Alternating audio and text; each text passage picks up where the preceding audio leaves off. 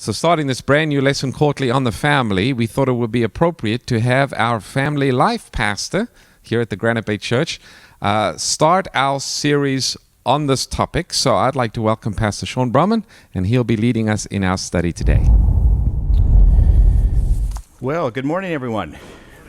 It's good to see you here on this sunny, beautiful Sabbath morning. It's always good to be able to come together with the Granite Church and study and continue to learn one of my favorite topics. It certainly better be if I'm the family life pastor, right?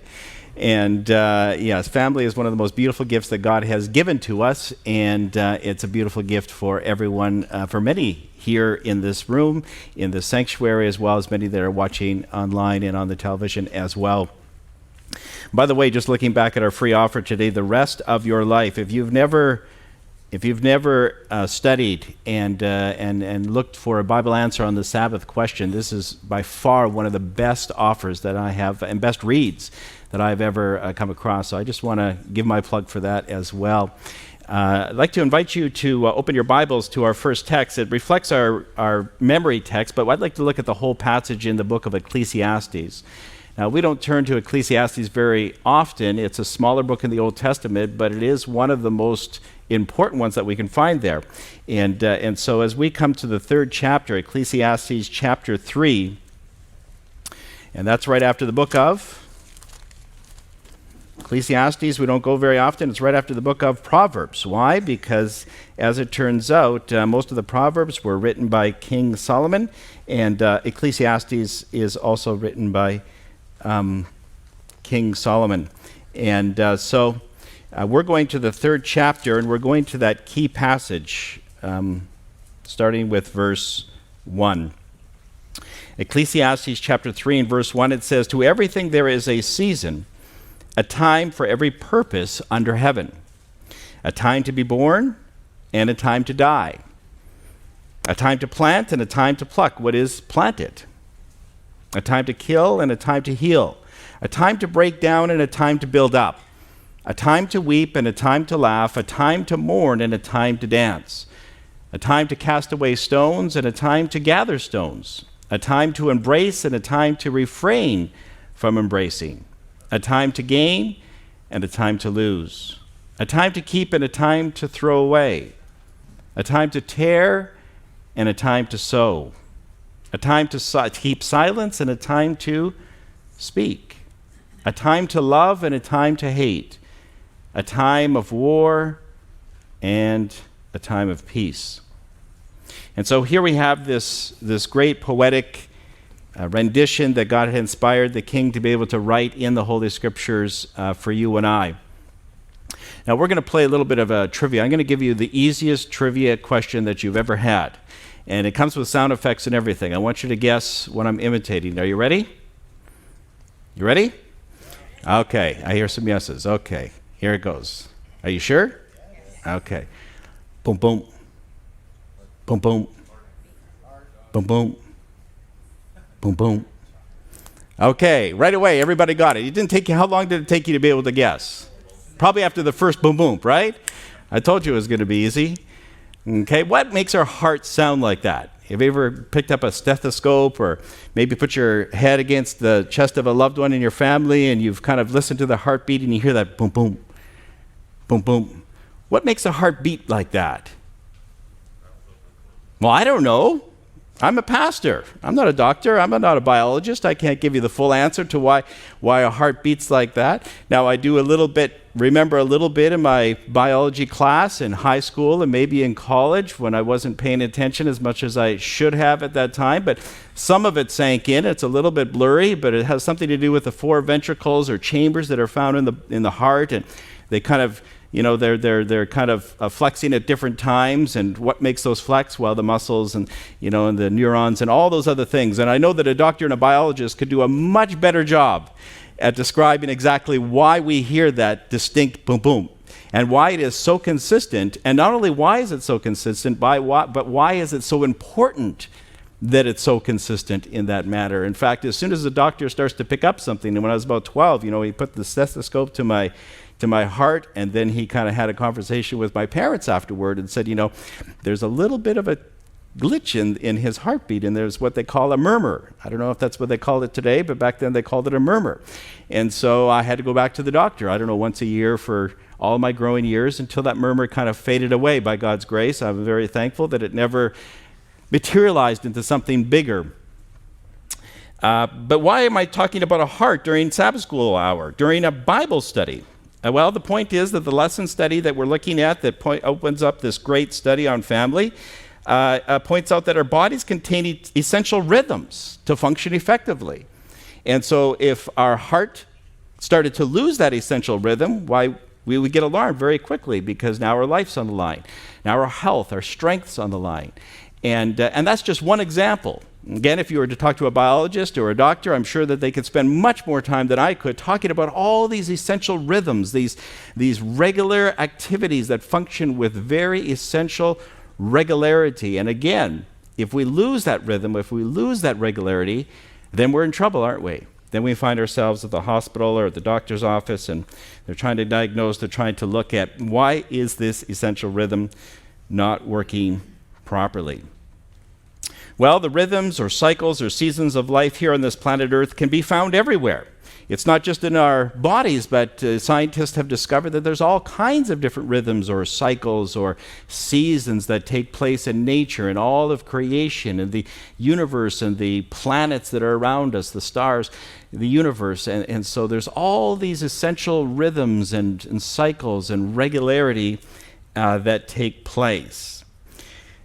Ellen White had made this comment in page 7 of our actual quarterly study, and so there's a short quote, one of the shortest quotes I've ever seen from her writings, but it is essential. It speaks volumes. It says, "Order is heaven's first love." Order is heaven's first law, I should say. Did I say love? Yeah. I did, didn't I? Yeah, see, God is, by the way, that's also true. God is love. But order is heaven's first law.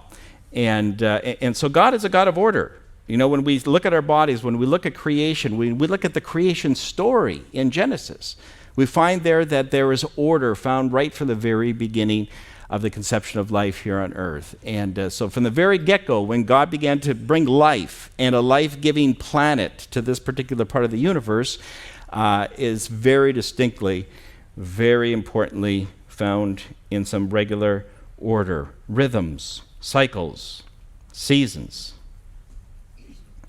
Now, I have to confess that there is something that I really don't like about the passage that we read in Ecclesiastes. Anybody want to guess what I don't like about the passage that we just read? Pardon me? Okay, I hear a number of different answers. Somebody says a time to die. Over here it says a time to kill. And what was the other one? A time to hate. Okay. And those are just the outstanding ones. Yeah. There's a number of things that I don't like about this particular passage. And I have a feeling that God agrees. I have a feeling that he doesn't like that as well. In fact, there's many verses that will sustain that particular perspective from the Lord himself. There's positives in this passage, and there's also negatives, isn't there?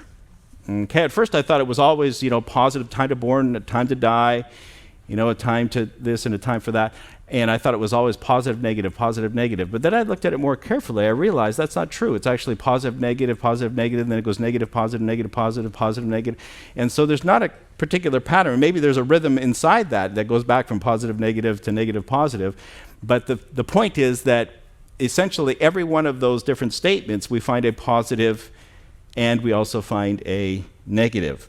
And of course, that wasn't originally found in the plan, was it? Was that part of God's original plan? Was it the way that God had always designed? Now, some of us as Christians have been duped into thinking that. And we've started to buy into the lie of atheistic evolution, and we call it theistic evolution. We kind of try to put God in there, and so we say theistic, coming from the Greek word theo, or theos, which means God. And so we try to bring God into the modern Darwinism of evolution. And so we say, well, negative has always been part of God's plan because survival of the fittest has always been the way that God has kind of evolved creatures into higher, more complex, more capable beings.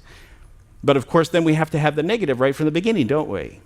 But that's not what the Bible teaches. The Bible teaches something very radically different. And so we need to be careful. If any of us here in this room or watching online or in television that have fallen into that trap, that I invite you to think that through as we just reflect Genesis and the first chapter, the second chapter, as we read the actual biblical creation story and ask ourselves, can we fit the elements of Darwinism and the survival of the fittest, that theory, with what the biblical record tells us? And I think that there's a resounding no. There's a resounding no. And so it's important for us to be able to stay with the Word, stay with what the Bible says, because that's the only safe place that we can be. Now, when we read Genesis chapter 1, we find a very orderly, but not only orderly, but according to the Bible lesson, and this, of course, is on Sunday's lesson in the actual study guide, that there is a very orderly, scientifically logical progression of creation that is found. And so that which is established in science, I'm not talking about theory, because we have to remember that evolution, or Darwin's evolution, is a theory of evolution.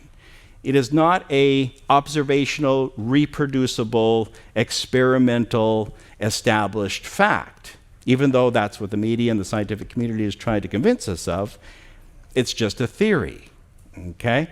But when we look at established science, that which is observable, that which is reproducible, that which is recordable, and then we compare that to the way that God had brought different pieces into the creation of the planet in which you and I now live in, we find that there is perfect harmony. Amen? And so it's very important for us to be able to understand that fact, that the Bible is not contrary to established scientific fact that we have established, but rather it is in perfect harmony. Let's just quickly review that, because it is in our lesson study as we look at the different cycles of life. God is establishing creation. On the first day he created light, didn't he? Okay, so does that make sense? Sure, if you're going to go into your workshop and you're going to create something, okay, what's the first thing you do? You look for the light switch, don't you? And so you turn on the lights. And so God turned on the lights, all right? So he turns on the light for his workshop. And so far we're in perfect harmony with logic and with science. Day 2, he created the atmosphere, is what we could call it. The Bible usually says the firmament. I had to go and look that up. So I think we can safely say that's synonymous with the atmosphere. And so if God is going to have life, and of course before he can create life forms, he knows that he has to create an environment that will sustain and help those life forms to be able to continue to live and to prosper and to flourish. Now, I don't know about you and I, but I do. I do know about you and I. Both of us know that science has very clearly established that we can't live long without air. And not only us, but also the plant life. And so really, it's pretty well impossible to find living things on the planet that can't be sustained without the different elements of air. And so it tells us that God created air after he turned on the lights. And so day 2, he created the atmosphere. He created a shell around the planet, and he created the sky that separated it from the waters of the planet, and he put just the right elements of oxygen and nitrogen and carbon and so on, and just the right elements and the different molecules to be able to sustain that life. And so now we have the right temperature, we have the right elements in the air, what we call now the air, and so now God can safely begin to establish those different living creatures. So then we come to day 3, and he creates dry land. And not only did he begin to separate the waters from the land, because before that, the Bible tells us that it was completely covered with water. So that does well for the marine life, but it doesn't do well for you and I, does it? It doesn't do well with the cows and the deer and the dogs and the cats and everything else that we enjoy that God later created upon the dry land. And so he knew he needed to be able to create that before he created the different animals that we find on the planet. And so very wisely and very logically and scientifically, he separated the waters and created dry land. Well, the next thing he tells us, he begins to create his first life form on that 3rd day as well. What's that life form? It's the plant life, isn't it? So God created all the different wonderful species of plant life. And not only did he cover the dry land, but we also know when we look underwater in our local freshwater lakes, the ocean and so on, that we also find plant life there as well, don't we? Okay. Now, God also knew that the later life forms that he was going to create wouldn't last long, not only without air, but without plants. Why? Because what's the number one and only source of energy that 99.99% of all living creatures upon the planet rely on? Plants, okay? The only way that you and I get to the day, the only way that we can receive calories is through plants. And some of you are saying, well, I'm not a vegan. I get some of my energies from dairy products and from meat and so on and so on. Well, let's back up a little bit. Let's go back before. Where did the cow that gave you the milk and gave you the meat, where did he get his energy from? Did he eat another cow? No, he didn't get it from meat. He got it from plants, all right? So if we back up far enough, no matter what we put in our mouth, the only way that we get energy from that is from plants. And so God very logically, very distinctly, very intelligently put plant life upon the planet. Then we come to number 4. When we come to day 4, God now knows that he needs to be able to establish something that will turn on the lights every day. And so he establishes the sun in just the right place. He establishes the moon to reflect the sun, to give us some light during the night as well. And then he established the stars in this part of the universe as well. And so we have this wonderful account in which God now puts the sun. Now, of course, if he creates the plants, he knows that the plants, if you put your plant in the closet and you close the door without a light in there, how long will they live? They won't live very long, will they? Why? Because science has established us. And again, you can do that science experiment yourself. This is primary established scientific fact. You can do your own experiment, put it in, and a week later, your plant's not going to be doing very well, is it? Why? Because it requires its energy source to come from the sun, from the UV rays that come down upon it, and through photosynthesis and so on. It does this wonderful thing where it transfers that ultraviolet radiation and light and energy into its own energy, into calories. And it burns its calories through that, and then if we pick it up and eat it, we also can find our calories from that as well. And so he knew that the plants were going to last very long, and so very scientifically, very logically, he creates the sun and puts it in place to keep the right temperature upon the planet, to be able to turn on the lights and turn it off every day and every night, as well as to be able to give us the energy, the plant life, as well as all other animal forms and life forms, the energy that it needs as well. Are you with me so far? Okay, then we come to number 5. Day 5, he fills the air now.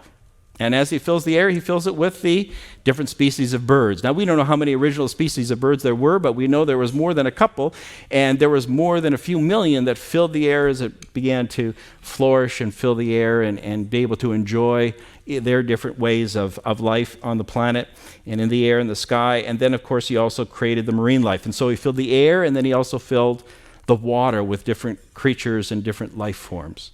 And then, of course, we come to the 6th day. He creates animals on the dry land. He creates every creeping thing, which is the insect life. And then finally, he creates us, doesn't he? And we have the privilege of knowing that he originally created us in his own image. And not only physically in his own image, but much more importantly, he created us in the image of God in regards to our character and in regards to having a relationship with God that no other living creature on the planet can have. There's not a single other animal. I've had dogs many years of my life. Not once I've ever seen him pray to God. There's something special. There's something unique that God has given to us in which we have a personal, intelligent, and spiritual relationship with God. And so we're the pinnacle of creation. It didn't take millions of years to evolve through all kinds of negative aspects and killing and trying to outdo each other and doing away with the weak. No, God had created us all perfect. And that's where we come to our next scripture reading. And we have a volunteer that's going to read that for us, which is Genesis chapter 1 and verse 31. And I believe Doris is going to bless us with that reading. Thank you. Genesis chapter 1, verse 31.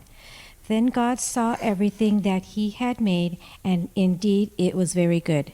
So the evening and the morning were the 6th day. Okay, thank you. All right, so how does God conclude? When he stands back and he looks at everything that he created, he said, that's pretty close. Is that what he said? No, he said it was very good, okay? So we have an adjective, we have the very. He said not only was it good, but it was very good. It was a wonderful thing that God looked down upon. And everything was in all of its perfection. You see, the point is that the scriptures and the lesson study is trying to point us to is that the original rhythms, the regularity of everything that existed, the seasons, the rhythms, the cycles, and so on, only included the positive. In other words, the passage that we originally read in Ecclesiastes chapter 3 wouldn't fit in the original plan. It wouldn't fit in the original world and existence that God had created with all of its wonderful life on the planet, including you and I. And so we would have to take out the hate. We'd have to take out the killing. We'd have to take out the dying, wouldn't we? In fact, I did a little bit of an exercise, and if you'll permit me, I'd like to share a little bit about what I believe Ecclesiastes might have had to be written about, or might have sounded like, if sin had never entered the planet. And so if sin had never cursed the world, I believe it would go something like this: a time to be born and a time to live forever. A time to plant and a time to enjoy that plant forever.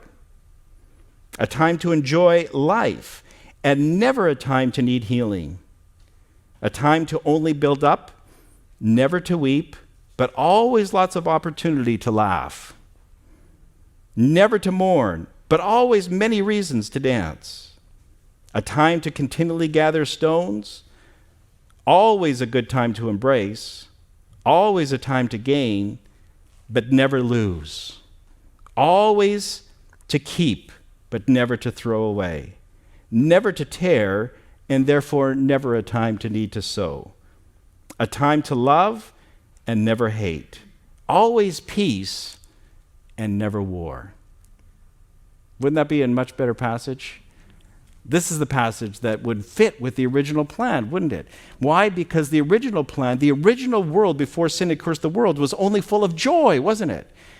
When all creation got up in the morning, when the lights went on at sunrise every morning, why they would get up and they would have joy in their hearts. Have you ever woken up sometimes in this life and you didn't have that joy? Now, I'm not talking about the joy of the Lord, where even during the hardest times you have that inner joy, but I'm talking about more the happiness part of joy. Have you ever woken up in the morning where you're not happy?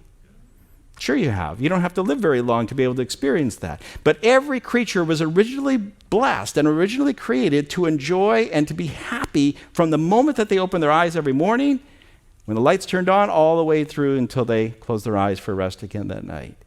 Isn't it a beautiful picture? Do you long for that day when we can go back to that original cycle, that original rhythm that God had given to us? That's the great hope of the gospel, isn't it? That's the great hope that God has given to us. Not only is it a hope, it is a promise. God has promised us that he will take us and he will recreate this planet, and he will recreate our bodies, he will recreate our hearts, our minds, and it will all be just like it was in the beginning. He will reverse the curse of sin completely after Jesus comes again. And that's why I thank God that I'm a Seventh-day Adventist. And I thank God that I have Seventh-day Adventist believer brothers and sisters in this church and around the world that also cling to that hope and believe that Jesus is going to reverse the curse. But for now, in a sinful and selfish world, many, if not most, of the negatives that we find in the passage of Ecclesiastes must apply to our lives. Now, that's not really good news, is it? It's part of reality, it's part of our life, but the good news is this. And this is what the lesson study also points out for you and I, what the scriptures give to you and I, and that is that it tells us that the good news is that we aren't called to go it alone. That we aren't called to go through the day and through our struggles and through the challenges that come with the curse of sin, a fallen world, but he tells us that he wants us to have help, that he wants us to have important relationships so that we don't have to go it alone. Now, the first relationship, of course, is God himself, offering himself to you and me. God tells us that we are not to go through the day alone, but we are to invite him into our hearts every day. Jesus tells us he stands at the door and he knocks. And if anyone, how many? And if anyone, that's every single human being, if anyone opens the door, Jesus says he will come in and dine with us and us with him. And of course, that's representing an intimate relationship. When you have a lunch with somebody, when you share a meal with someone, there's something special about eating together. And Jesus' culture was no different. In fact, even more so than ours. That was recognized as an act of friendship, an act of a relationship, one with another. And so Jesus knocks on the door of our hearts on a daily basis. And the wisest of us will open our hearts and we'll say, Lord, please come in. I want to dine with you again today. Help me through the day. Help me to be able to have the wisdom and the courage and the peace and the compassion and the forgiveness and all the other attributes I need to be able to get through the different negatives that this life also brings, as well as enjoy the positives, and to praise you for the help in the negatives and also for giving the positives. Well, the good news is that we're not to go it alone, not only because we can have God at our side and in us to be able to work in us and with us through the day, but it also tells us that God gives us each other as well. God had never intended, both before the fall as well as since the fall, for us to live in isolation. You know, one of the biggest deceptions that the devil brought into Christian traditions is that the greatest and most joy-filled and holiest life that you can live is to go and isolate yourself somewhere from other people, kind of build walls around a monastery or different, institutions and buildings. And there's one individual, I forget his name now, and he kind of put himself up on the top of a pillar. And he just lived up on the top of this pillar, 50 feet up or something, and people would throw food up to him and water.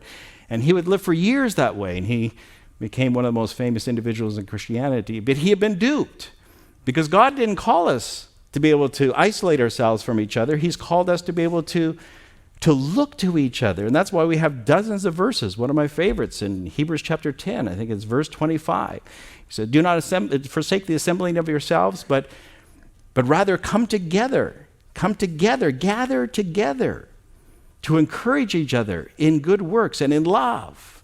God has called us to encourage each other.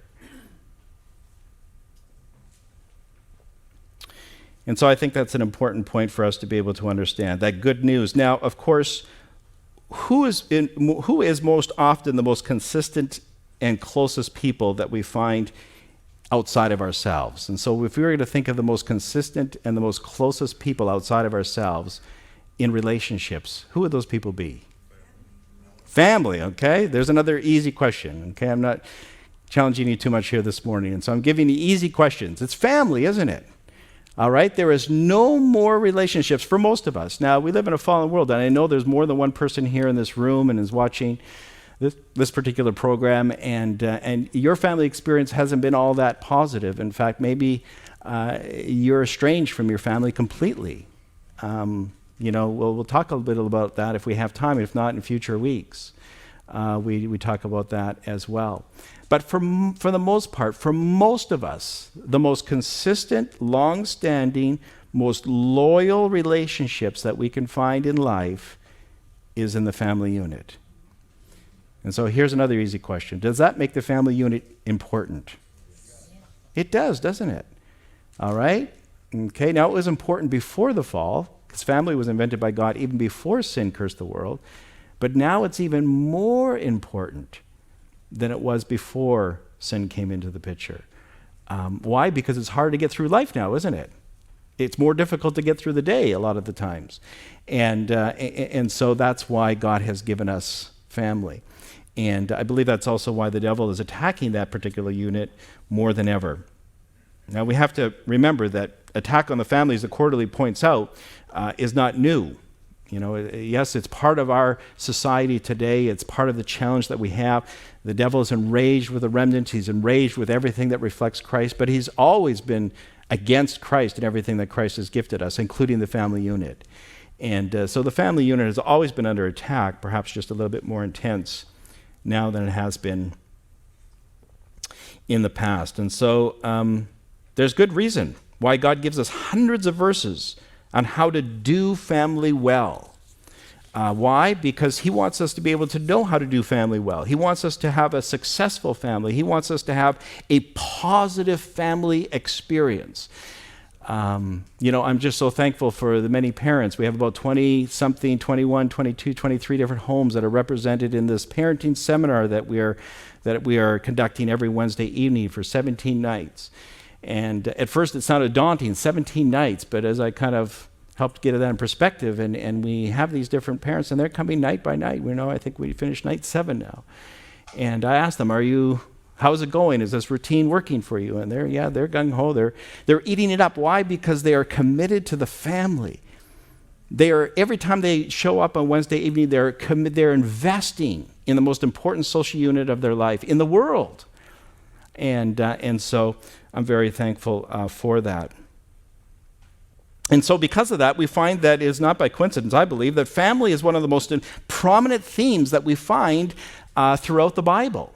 And then I started to do a bit of a cursory study as I started to kind of walk through the Bible quickly in preparing for this lesson. And as I started to walk through the Bible, I started to recognize, right from the beginning to the end, there is family theme. That theme is very, very strong, stronger than perhaps I've ever thought about it before. What is the first family? I keep challenging you in such an easy way, don't I? All right, many of you that have read the Bible, that's a no-brainer. What is the very first family in history? Okay, Adam and Eve, isn't it? Okay, but Adam and Eve didn't isolate themselves. God didn't say, okay, now go enjoy the world to yourselves. No, he said, go and be fruitful and multiply, he says, doesn't he? He says, start your family. And so that's what they did. And so they had their first child. And from the Bible record, everything seems to indicate that the very firstborn was Cain. Now, we kind of hesitate to say that because he didn't turn out too well, did he? But then they had another boy, and his name was Abel. And he made good choices. As far as the Bible record goes, he made good choices all the way through to the end of his premature life, because we also find the first family feud, very sadly. And so sin started to take its course and started to reveal its ugly head in a very real way, and that family feud started it actually led to murder, didn't it? And so Cain eventually murdered his younger brother Abel. And of course, then Adam and Eve continued on, and they had another son, and his name was Seth. And was that the end of the family for Adam and Eve? No, that's a common Bible question. You can find in Genesis chapter 4, or 5, I should say, in verse 4, that the Bible record tells us in that particular verse, again, Genesis 5, verse 4, it says that there were many other sons and daughters that Adam and Eve had. And just before that, it gave the whole lifespan of Adam. He lived 800 and something years after Seth was born. And so the best indication that we find from the biblical record is that Adam and Eve had children for hundreds of years after he had Cain and Abel and Seth. And so they probably had dozens, maybe even hundreds of sons and daughters through those centuries as they continued to multiply. And so we don't know exactly how large that family began, but it was the first family, and it was the first example that we have. It was an example through the parents of how a parent, a mom or dad, can blow it in a very serious moral way, and what got us all in trouble in the first place. But it also can reflect how that parent can show the grace of God and repent from that sin and make the relationship right with God again. And we also have that on record, and that's the good news about the first family, isn't it? Is that all records of all the evidence indicates that Adam and Eve repented from their sin, and they gave their hearts in devotion to God for the rest of their lives. And so that's a great example of restoration for us as families. And then we come to those sections in the Bible that we find in the first chapters of Genesis, and then you come to Numbers, and people get bogged down. They think, "Oh my goodness, how many genealogies do I have to read?" These are the boring passages, and sometimes it can get you bogged down. And so I recommend that I start speed reading, and so I'll read that genealogy and that chapter in about 30 seconds. And just keep going, because I don't want to get discouraged and bogged down. But genealogies really is recording what? It's recording families, isn't it? And so here's the family of Levi, one of the brothers of and sons of Jacob, I should say, and then the sons of Judah and his family and their family's family, and then his great-grandchildren. Oh, and here's Judah's great-great-great-great-grandchildren. Oh, and then he also had some great-great-great-great-great-grandchildren, and that's their names. And so we find family trees. Genealogies really are family trees, aren't they? Sure they are. And so again, it speaks family. God is telling us that the family unit is important, even when we come to the genealogies. And so God doesn't just stop with Adam and Eve or Cain and Abel and Seth, but we find that Cain had children, and it's recorded his children's children, Seth's children, and his children's children. That family tree is all recorded. They all had families. Then we come to Noah. Was Noah mentioned in isolation? No, not at all. It not only talks about Noah, but it talks about Mrs. Noah, doesn't it? Okay? All right, so we have Noah, and then we have his wife. And it also says that he had 3 sons. And not only did he have 3 sons, but he had 3 daughters-in-law. And after the flood, it says that they had children. And then it records their children and their great-grandchildren, their great-great-grandchildren. And so we have the family life of Noah that is recorded. Not only the family life, but we also have different incidents that take place within that family life that are recorded. Now with Noah, it's a little bit more limited, but it is there. And we find it even more so when we come to Abraham and Sarah. We find a lot of incidents and recorded in their family life. And not only do we have it in Abraham, but also Isaac. And then the most, of course, we find in the the grandchild of Abraham, which is Jacob. And then, of course, we have many, many chapters, the most chapters that we record. And many of those chapters is recording the family life of Jacob. Did everything go well with Jacob's family? Did Jacob always make good decisions? No, he didn't, did he? Yeah. It records the bad and it records the good, the bad, and the ugly, doesn't it? And that's why the Bible is so real. It's from God. God wants us to see the whole story, not just part. And so it's important for us to see that, I believe, as well. And then 400 plus years later, the Bible picks it up again with a man named Moses. And is Moses mentioned in isolation? No. In fact, it starts by introducing his family, doesn't it? Okay, so it talks about his mother, and he has a father. And in the book of Numbers, in chapter 26, verse 59, it names them, Jochebed. And I shouldn't have gave you that. Now I wanted to challenge you a little bit more. I've been so easy on you. Trivia question. What's the name of Moses' mother? Jochebed. You're right. Jochebed, okay. And then what's the name of Moses' dad? Pardon me? Amram? I think I heard it out there somewhere. That's good. That's a harder one, isn't it? Okay, so we have Amram and Jochebed, and they had more than just Moses, but it mentions Moses' brother, his older brother Aaron, and it also mentions his sister, who's named Miriam, who also became a prophetess and a key player in the plan of salvation for God and the Israelite people. And so the whole family is mentioned there. And then we have some beautiful family life pictures that are and windows that we can see through. We find that Moses' life is on the line. They hide him for 3 months, and then finally they come up with this plan to be able to put him in this basket, this waterproof basket, and they kind of strategically place it within the reeds, nearby where one of the princesses of the Pharaoh would come down and bathe, or at least, some scholars are also saying that she came down not so much to bathe as they had baths within the palaces and so on, but to give her oblations, her worship to the river god or gods of the Nile. And so while she was down there, she spotted this floating basket, and many of us know the story. And we find there that Moses wasn't alone, but his sister Miriam was there, wasn't she? And so she's hiding behind the bushes or something and watching the whole scene and saying her prayers, I'm sure. And then once the princess kind of picked up the baby and the baby kind of won her heart, she risks her life in a real way. And she comes out from the bushes and she comes out and speaks up to royalty. Now this is a slave, you have to remember. Miriam is not an Egyptian citizen. And so when she stepped forward from the bushes, she was risking her life. She knew she could die because she was approaching royalty without being invited. And so she risks her life. Why? Because there is a loyalty within a family unit that is stronger than any other loyalty. I'm talking about a healthy family. Within a healthy family, there is loyalty within the family unit that is stronger than any other unit. Isn't that true? Sure it is. Now, you can talk about my neighbor, and you can tell me some of her faults, but you start talking about my daughters like that, oh boy. The temperature rises fast, doesn't it? You start talking about my wife that way, so there's a loyalty, isn't there? There's a special protective loyalty that God gives to us, and we'll even risk our lives for each other more than we would for other people, and Miriam is one of those prime examples. Then we have Samson. He's not mentioned in isolation. We have his family mentioned, family life incidents. Ruth and Boaz, what a beautiful picture. That's all surrounded under this beautiful family, some of the hardships and the losses they went through and how the loyalties within that family unit got them through. Elkanah and Hannah. Now, there's an interesting story. They gave up the firstborn for adoption. His name was Samuel, and Samuel became one of the most key players in the history of God's plan of salvation in Israel. And so Samuel found himself adopted in a very unique and special way, and still in connection with his parents, of course. And then we have Eli, who had adopted him. And did Eli have a very successful family life? Not at all, did he? In fact, we find that his children turned out to be, super bad apples in the sanctuary and in the temple services and so on.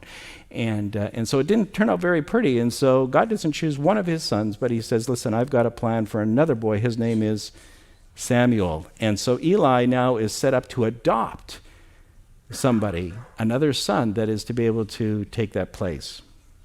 And so we have a beautiful picture of Samuel coming through and these two families kind of blending, because do you think Eli and his family, as well as Elkanah and Hannah, kind of had a special relationship? Sure they did, okay, because this was not your typical adoption scenario. And so there was a continual lifetime relationship. King Saul, we have all kinds of family life windows into his life, don't we? And again, some of them didn't turn out very pretty. We find that one of his first sons-in-laws, maybe it was his first son-in-law, was named King David. Okay, so he eventually gave his daughter, Michal, to David. And so David married the princess, the daughter of Saul, and now David is in the family of Saul now. He's married into the family. That's why we say during marriage counseling and so on, pre-marriage counseling, is that, we always point out to the couple, you have to remember that when you marry somebody, you're not just married into your spouse, your new husband or wife, but you're also marrying into a new family, aren't you? Okay, that took place with David and Saul. Did things go well? Did David have a good relationship with his new family?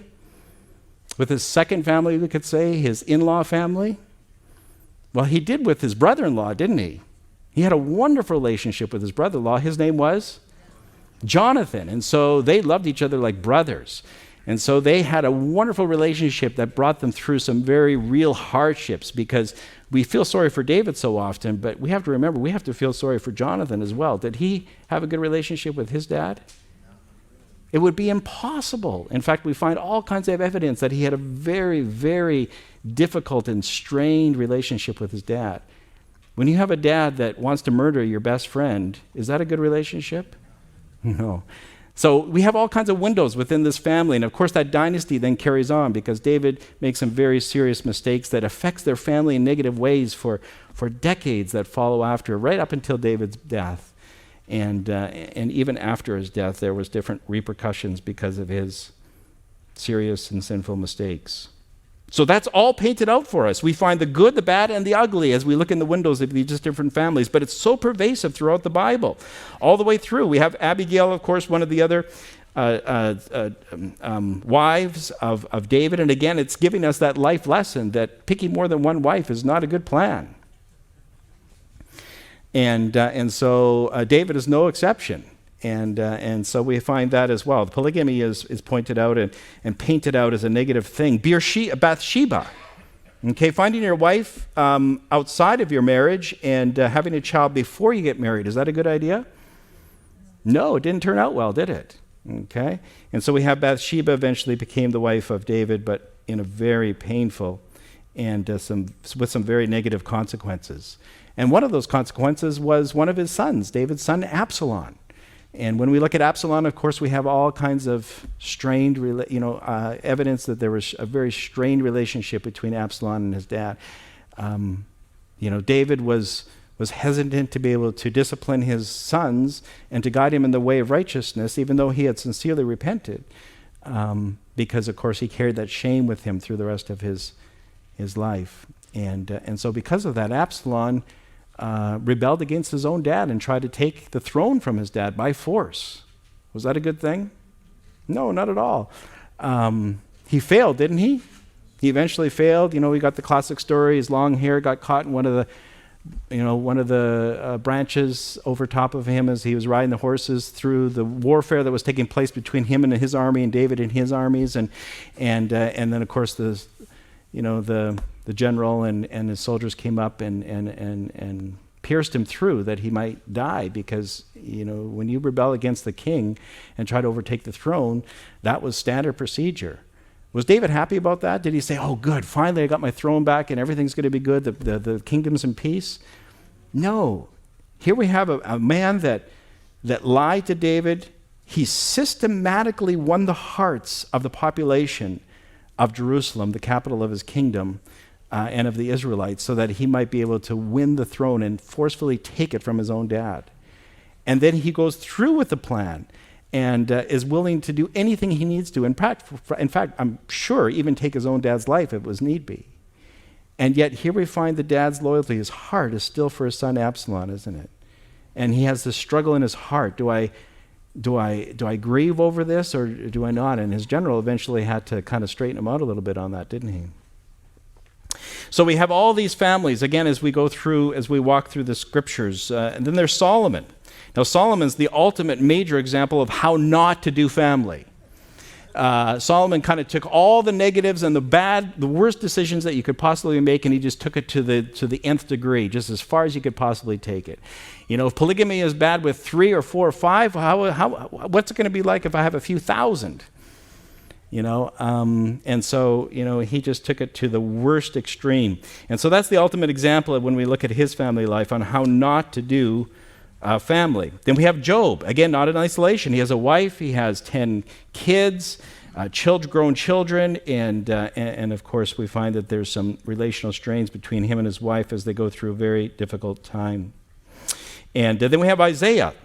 We have the kids that are named with different prophetic names concerning God's promises for Israel as he was speaking through the prophet Isaiah. Hosea.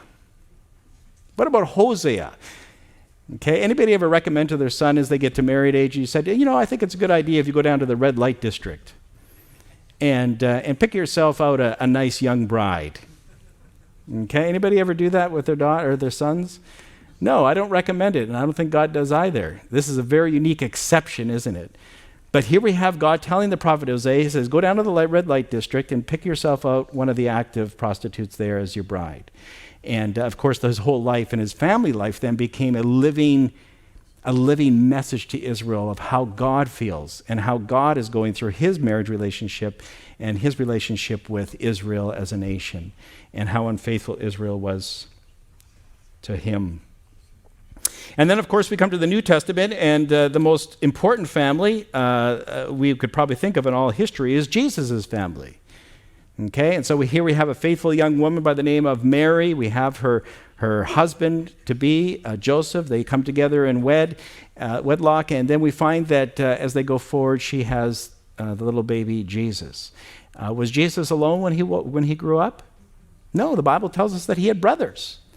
And some have speculated, and we don't know for certain, but the Bible evidence isn't crystal clear in that. But because Joseph was already out of the picture by the time Jesus died 33 years after his birth, the evidence is that there's a good chance that Joseph was quite a bit older and he already had children from another, and he was a widower. And so these would be Jesus' step brothers. But we don't know for certain. It doesn't tell us that. Because we do know that Joseph did not know Mary until after she gave birth to Jesus. And so they had an active, intimate life, and so there's a really good chance that they also had children together as well. And so we have this